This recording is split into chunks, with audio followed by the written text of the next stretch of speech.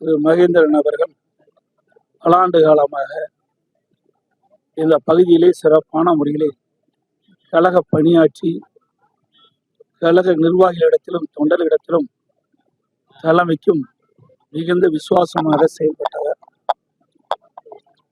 அவருடைய மறைவு ஈடு செய்ய முடியாத இழப்பு கழகத்திற்கு. அவருடைய மனைவி திரு முனீஸ்வரி அவர்களும் திரு மகேந்திரன் அவர்களுக்கு 1 வயது குழந்தையும் இருக்கின்றது. அந்த குழந்தை வளர்ந்து பள்ளி படிப்பை தொடங்கியதிலிருந்து கல்வி கற்று முடிகின்ற வரை ஆகின்ற அனைத்து கல்வி கட்டணத்தையும் அனைத்து இந்திய அண்ணா திராவிட முன்னேற்ற கழக கட்சியே வழங்கும் என்பதையும் இந்த நேரத்திலே தெரிவித்து, திரு மகேந்திரனை இழந்து வாடும் அவர் குடும்பத்தாருக்கு குடும்ப நலன் நிதியாக அனைத்து இந்திய அண்ணா திராவிட முன்னேற்ற கழகத்தின்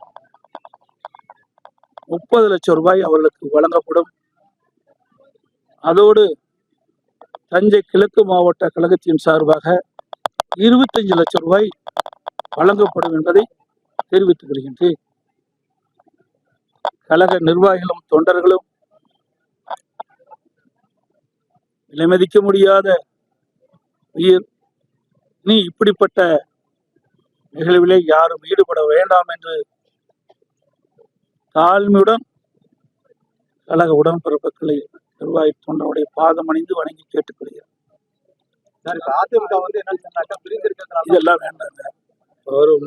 ஒரு மிகுந்த மன வேதனையில் இருக்கிறோம், மிகுந்த அதிர்ச்சியில் இருக்கிறோம்.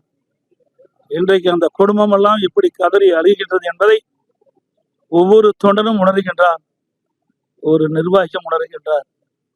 இந்த சூழ்நிலையில் வேறு கருத்து என்னால் தற்போது சொல்ல இயலாது என்பதை நேரத்தில் தெரிவித்து, மனவேதனையோடு கடுமையான காயத்தோடு தான் கொள்பட்டு தெரிவித்துக் கொள்கிறேன். ஒவ்வொரு குடும்பத்திற்கும் அவருடைய மகன் தான் செல்வமாக இருந்து கொண்டிருக்கின்றார்.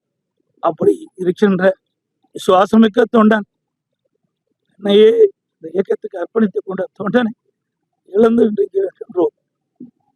இனி யாரும் இப்படிப்பட்ட செயலில் ஈடுபட வேண்டாம் என்று கழக நிர்வாகிகளும் தொண்டரில் வேண்டும் கேட்டுக்கொள்கிறேன்.